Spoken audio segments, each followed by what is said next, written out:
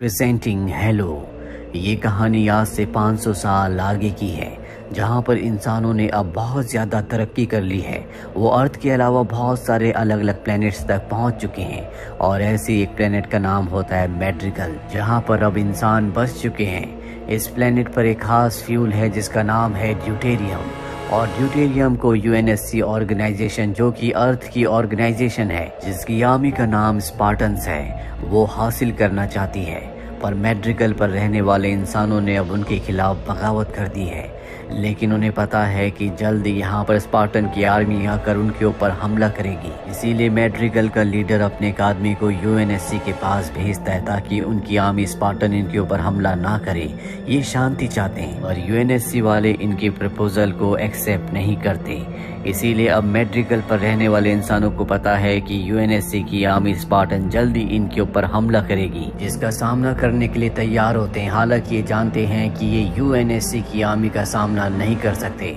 वहीं लीडर की बेटी को दिखाया जाता है जो बाहर अपने दोस्तों के साथ होती है, और तभी उसे एक एलियन शिप दिखता है जो इनके ऊपर हमला कर देता है, जिसमें लीडर की बेटी क्वान के सभी दोस्त मारे जाते हैं। वो किसी तरह से अपने बेस पर वापस आ जाती है, जिसके बाद वो अपने पिता को बताती है कि जिन्होंने हमारे ऊपर हमला किया है वो यूएनएससी की आर्मी स्पार्टन नहीं है, बल्कि वो एलियंस हैं। पर उसकी बात पर उसके पिता विश्वास नहीं करते। अभी यहाँ पर एलियंस आ जाते हैं जो इनके ऊपर हमला कर देते हैं। वो यहाँ पर लगभग सभी लोगों को मार देते हैं। पर अब यहाँ पर यूएनएससी की टीम स्पार्टन भी आ चुकी है जो इंसानों को बचाती है और एलियंस के ऊपर हमला करती है। वो एक एक करके सभी एलियंस को मार देते हैं, लेकिन अब यहाँ पर इस प्लेनेट पर रहने वाले सभी लोग मारे जा चुके हैं। सिर्फ यहाँ पर क्वान बची होती है।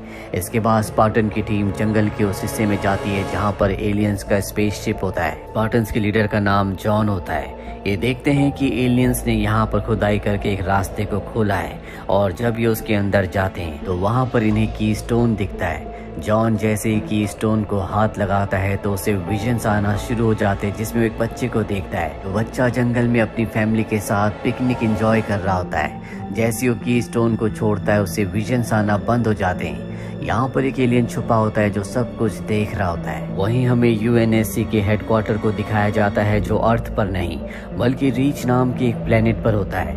दरअसल ये वो वक्त है जब इंसान अलग अलग कई सारे प्लैनेट्स पर रहते हैं, और अब क्योंकि मैड्रिगल प्लेनेट के लगभग सभी लोग मारे जा चुके हैं, इसीलिए मीडिया वाले यूएनएससी पर उंगली उठा रहे होते हैं। सबको लगता है कि यूएनएससी की वजह से मैड्रिगल के सभी लोग मारे गए। यूएनएससी की जो एडमिरल होती है वो कहती है कि मैड्रिगल के लीडर की जो बेटी है जिसका नाम कौन है, उसे मेरे पास लाया जाए ताकि वो मीडिया को बता सके कि हमने उनकी जान बचाने की कोशिश की थी और एलियंस ने उनको मारा है, क्योंकि अगर हमने ऐसा नहीं किया तो बाकी जितने भी प्लैनेट्स हैं वो सब हमारे खिलाफ हो जाएंगे।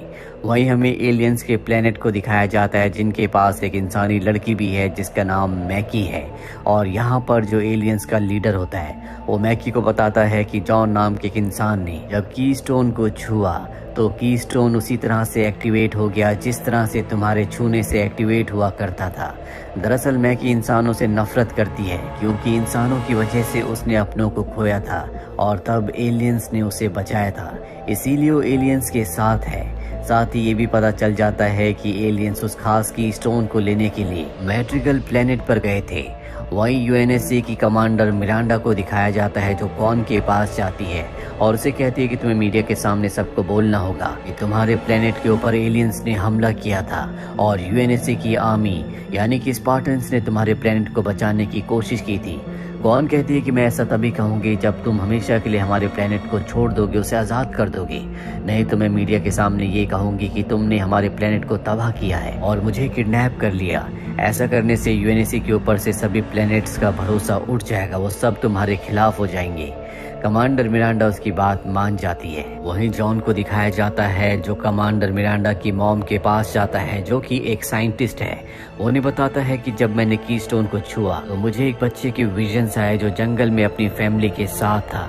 ये सुनने के बाद वो हैरान हो जाती है क्योंकि उसने अपने ही विजन्स को देखा था। दरअसल मिरांडा की मॉम ने ही यानी कि साइंटिस्ट ने ही उसकी यादों से सब कुछ मिटा दिया था। वो जॉन से कहती है कि तुम्हें कीस्टोन से दूर रहना होगा क्योंकि वो नहीं चाहते कि जॉन की यादें वापस आए। वहीं जॉन को दिखाया जाता है जो स्पेसशिप से हेडक्वार्टर की तरफ आ रहा होता है, उसके साथ कौन भी होती है।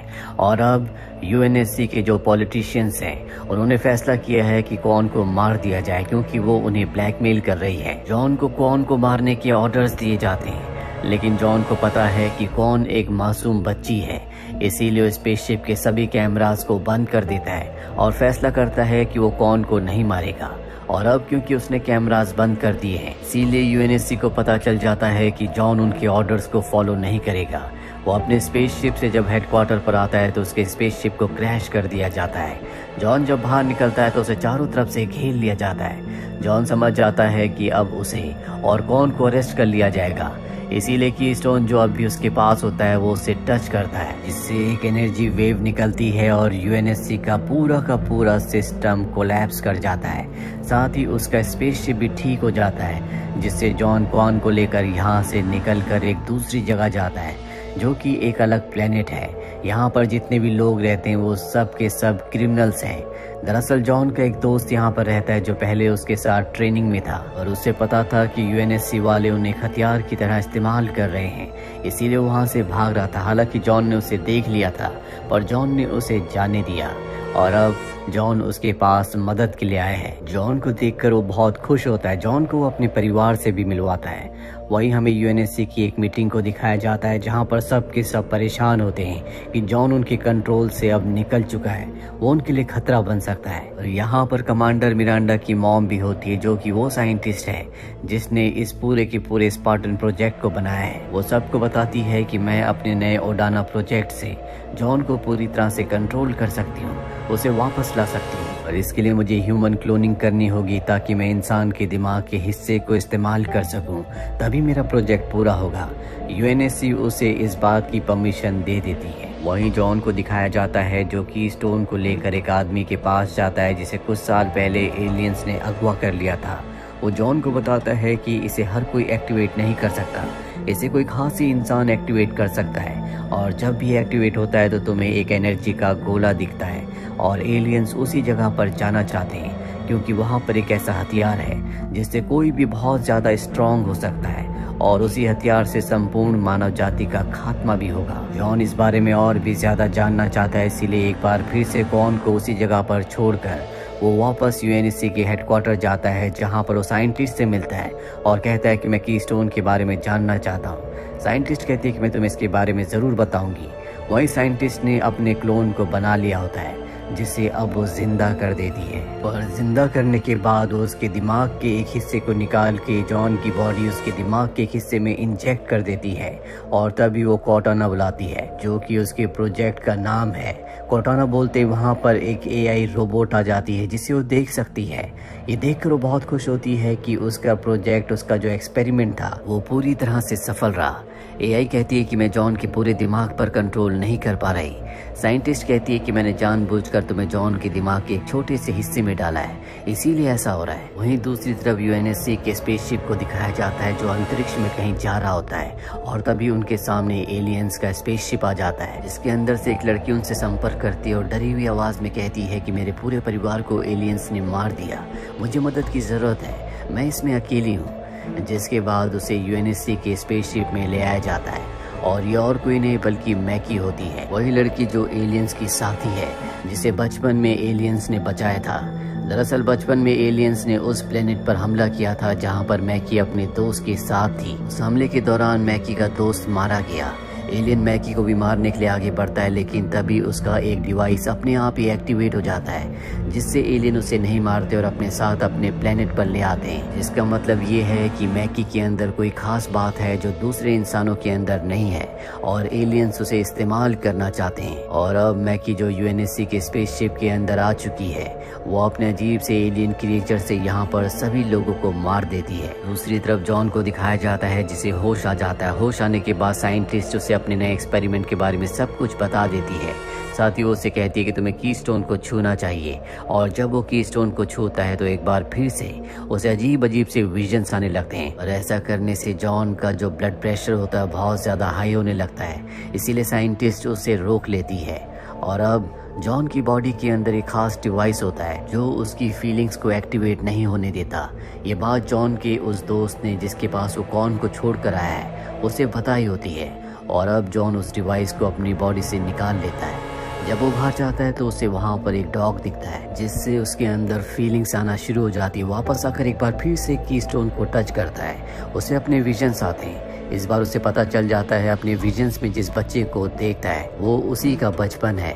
वो अपने मॉम डैड को भी देखता है, और इसके बाद उसके दिमाग में जो एआई है जिसका नाम कॉर्टाना है, उसकी मदद से वो उस प्लेनेट को ढूंढ लेता है जिसके उसे विजन्स आते हैं। वो तय करता है कि वो उस प्लेनेट पर जाएगा। कॉर्टाना उसे बताती है कि बहुत सालों पहले वहाँ पर वायरस फैल गया था, पर जॉन अब उस प्लेनेट पर जाना चाहता है। ये बात वो साइंटिस्ट को बताता है। साइंटिस्ट भी उसके साथ जाने के लिए तैयार हो जाती है, और जल्द ये दोनों के दोनों उस प्लेनेट पर पहुंच जाते हैं। वहां पहुंचने के बाद जॉन अपने बचपन के घर को ढूंढ लेता है। घर के अंदर जाने के बाद उसे अपने बचपन की यादें आती हैं, जिसमें उसे याद आता है कि जब वो बहुत छोटा था वो अपने डॉग के साथ घर के बाहर गया था, जहां उसे गुफा में बहुत बड़ा कीस्टोन दिखा था। जैसे उसने कीस्टोन को छुआ था वो एक्टिवेट हो गया था। साथ ही वो अपने बचपन की यादों में अपने घर में साइंटिस्ट को भी देखता है, जिससे उसे समझ में आ जाता है कि साइंटिस्ट बचपन से उसे और उसके परिवार को जानती है। वहीं दूसरी तरफ कॉन को दिखाया जाता है जो जॉन के दोस्त से कहती है, मैं अपने प्लेनेट मैड्रिगल पर वापस जाना चाहती हूँ जहाँ पर मेरे पिता के कुछ ऐसे लोग भी हैं जो उनके लिए काम किया करते थे। दरअसल अब उसे पता चल चुका है कि उसके पिता की जगह वहाँ पर किसी और ने ले ली है।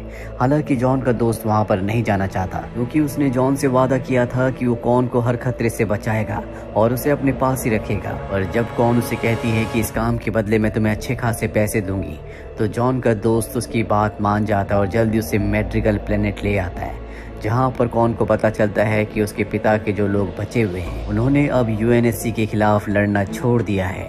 तभी यहाँ पर मैड्रिगल का नया लीडर आ जाता है। इसीलिए जॉन के दोस्त को और कॉन को यहाँ से निकलना पड़ता है, क्योंकि इन्हें पता है कि नया लीडर कॉन को मारना चाहता है, जिसके लिए उसने किलर को भी हायर किया है। ये दोनों के दोनों अपने स्पेसशिप तक वापस पहुँचते हैं, लेकिन अब इनके स्पेसशिप पर कब्जा कर लिया है। कॉन कहती है कि हमें मेरी आंट को ढूंढना होगा, इसके बाद मैं तुम्हारे पैसे और तुम्हारा स्पेसशिप तुम्हें वापस दिला दूंगी। ये जल्दी कॉन की आंट तक पहुंच जाते हैं। कॉन अपनी आंट से मिलकर बहुत खुश होती है। वो अपनी आंट से कहती है कि हमें नए लीडर के खिलाफ लड़ना होगा, साथ ही हमें अपनी जंग को, क्योंकि यूएनएससी के खिलाफ है, उसको जारी रखना होगा।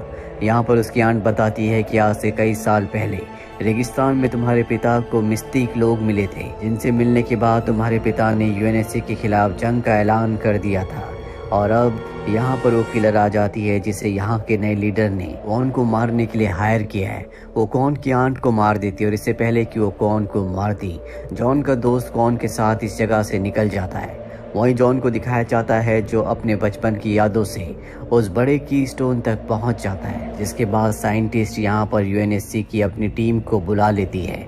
ये वाला जो कीस्टोन है वो एक क्रिस्टल के अंदर बंद होता है, और जब इसे निकाला जाता है तो बहुत तेज साउंड प्रोड्यूस होता है, और इस साउंड का एहसास मैकी को भी होता है, जिससे अब पता चल चुका है कि वो दूसरा कीस्टोन कहाँ पर है। वहीं अब जॉन अपने बचपन की यादों को और भी ज्यादा जानना चाहता है, इसीलिए वो कीस्टोन को टच करता है, जिससे उसे पता चलता है कि जब वो छोटा था तो साइंटिस्ट ने उसे अगवा कर लिया था, और तभी साइंटिस्ट उसके सामने आ जाती है। वो उसके ऊपर हमला करने के लिए उसकी तरफ बढ़ता है, लेकिन तभी कॉर्टाना, जो कि उसके नर्वस सिस्टम से कनेक्टेड है, वो उसे बेहोश कर देती है। जब जॉन को होश आता है तो देखता है कि उसके ऊपर एलियन शिप है। दरअसल एलियंस ने यहाँ पर हमला कर दिया होता है। वो उस बड़े कीस्टोन को लेने के लिए यहाँ पर आए हैं। इसमें वो कामयाब भी हो जाते हैं। एक एलियन कीस्टोन को लेकर स्पेसशिप में चला जाता है, जिसके बाद स्पेसशिप से कुछ गिरता है, और जब जॉन उसकी तरफ जाता है तो देखता है कि ये एक लड़की है, जो और कोई नहीं बल्कि एलियंस की साथी मैकी है। मैकी जब जॉन को देखती है तो उसकी आंखों में आंसू आ जाते हैं, और वो वहीं पर बेहोश हो जाती है। कुछ देर बाद जब उसे होश आता है तो उसके सामने कमांडर मिरांडा होती है। मैकी उसे बताती है कि जब वो बहुत छोटी थी तो एलियंस ने उसे अगवा कर लिया था और अब उसे आज़ाद किया है।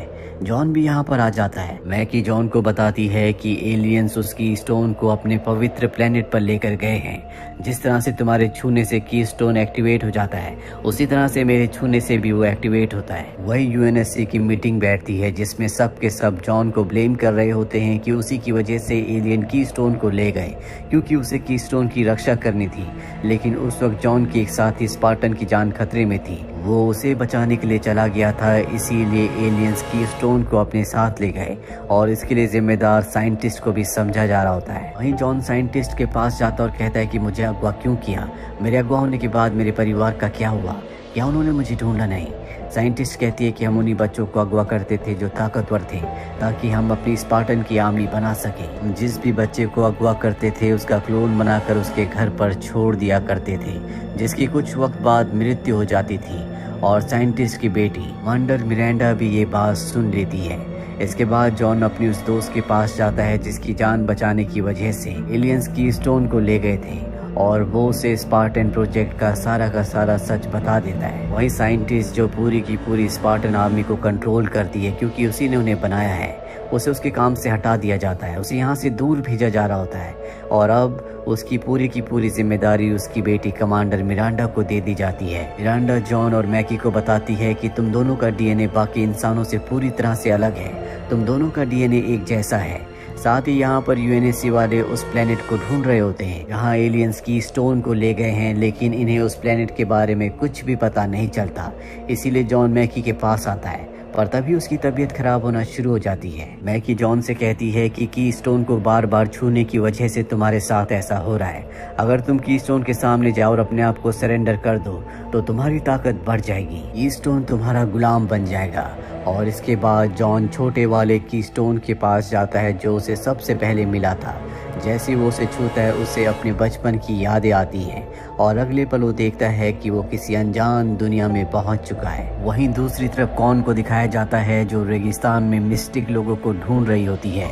ये बहुत ही धार्मिक लोग होते हैं। इन्हीं से मिलने के बाद उसके पिता हमेशा के लिए यूएनएससी के खिलाफ हो गए थे। जल्दी कॉन मिस्टिक ट्राइब की लीडर तक पहुंच जाती है जहां पर वो पूछती है कि हमारे परिवार का, हमारे एंसेस्टर्स का क्या पर्पस है, क्यों मेरे पिता तुमसे मिलने के बाद यूएनएससी के खिलाफ हो गए। मिस्टिक ट्राइब की लीडर उसे ड्यूटेरियम फ्यूल पीने को कहती है, और जब वो फ्यूल पीती है तो वो बाहर जाती है जहाँ पर उसे कुएं के पास एक आदमी दिखता है। जब उस आदमी के पास जाती है तो उसके पिता होते हैं। वॉन अपने पिता के गले लग जाती है। उसके पिता उसे कुएं के पास ले जाते हैं और बताते हैं कि ये एक दूसरी दुनिया का रास्ता है और हमारा फर्ज है कि हम इस रास्ते की हमेशा प्रोटेक्शन करें। मेरे बाद अब तुम्हें ये करना होगा। यूएनएससी से तुम्हें अपने प्लेनेट को और इस कुएं को बचाना होगा। तुम्हें अपनी आर्मी तैयार करनी होगी। और तभी क्वान को होश आ जाता है।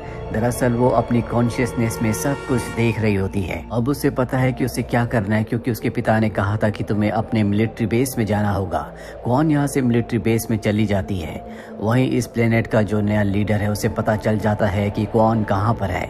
वो उसे मारने के लिए उस तरफ निकल पड़ता है, पर उससे पहले वहाँ पर जॉन का वो दोस्त जो कॉन को इस प्लेनेट पर लाया था, वो एक बार फिर से क्वान तक पहुँच जाता है। दरअसल वो कॉन को छोड़कर वापस अपने प्लेनेट पर चला गया था, क्योंकि उसने जॉन से वादा किया था, इसीलिए कॉन की रक्षा करने के लिए एक बार फिर से वापस आ चुका है। वहीं इस प्लेनेट का जो नया लीडर है वो भी अपने लोगों के साथ यहाँ पर कॉन को मारने के लिए पहुंच चुका है।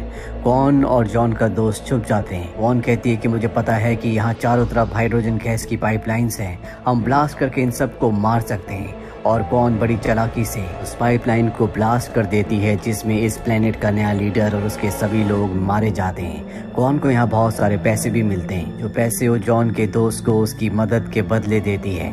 इसके बाद जॉन का दोस्त यहाँ से वापस अपने प्लेनेट लौट जाता है। कॉन अब यहाँ पर आज़ादी से घूम सकती है, क्योंकि यहाँ अब उसका कोई भी दुश्मन नहीं है।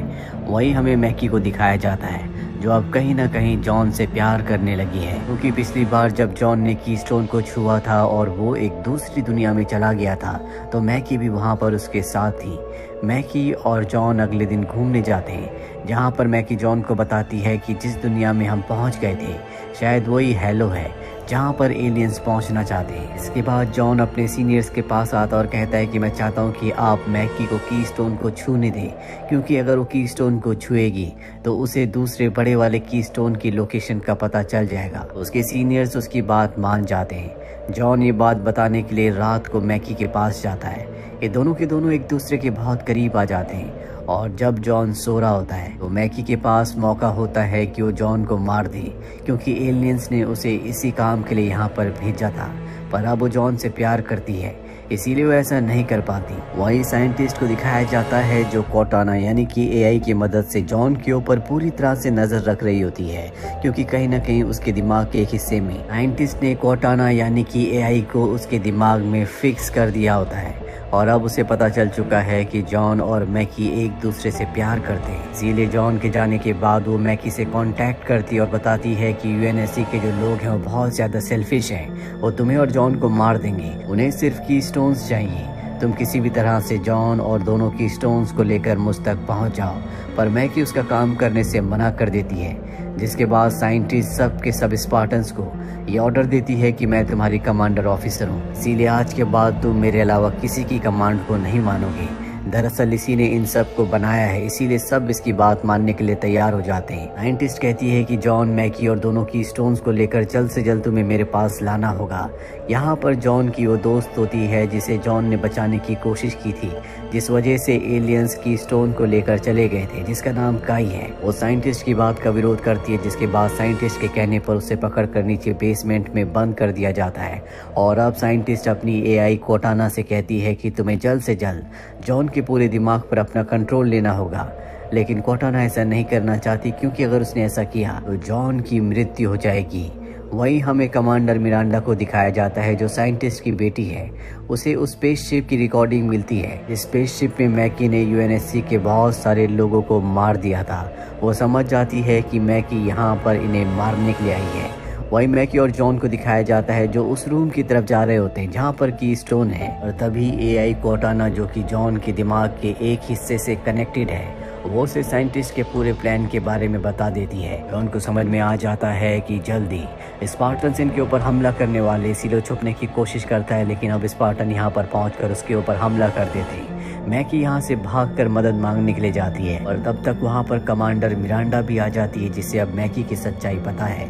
मैकी कहती है कि मजबूरी में मैंने स्पेसशिप में सबको मारा था, पर उसकी बात पर कोई भी विश्वास नहीं करता, इसीलिए उसे टॉर्चर करना शुरू कर दिया जाता है। मैकी गुस्से में वहाँ पर रखे हुए की स्टोन पर हाथ लगा देती है, जिसके बाद बहुत बड़ी एनर्जी बीम निकलती है, जिससे सब के सब बेहोश हो जाते हैं। साथ ही मैकी उसी तरह से जिस तरह से जॉन एक दूसरी दुनिया में पहुंच गया था, जिसे हेलो वर्ल्ड कहा जाता है, मैकी भी वहां पर पहुंच जाती है जहां पर वो जॉन से मिलती है।